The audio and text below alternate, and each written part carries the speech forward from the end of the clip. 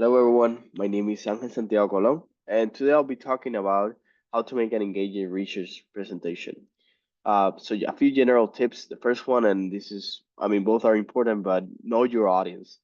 You could have a general audience or an expert audience, and that would decide how many details are you going to provide, the jargon that you're going to use, the impact of your work, how deep are you going to go into that. So the first thing is knowing that, and then you can decide how to build your presentation.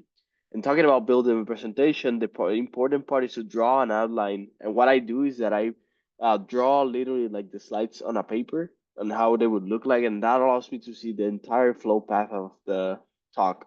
And then I can decide if I want to show this in the results, then I have to introduce here in the first few slides.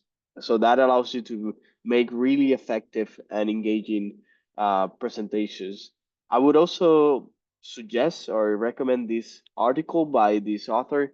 You can put this on Google by in and find this article that has a lot of these tips, including the ones that I just talked about.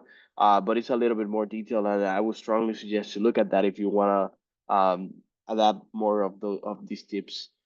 The other thing that I like to do is provide schemes or cartoons, which also help me to engage with the audience. So, for example, I can talk about my research by just bullet pointing what I have here. So, these are all part of my research, explaining what happens in my system.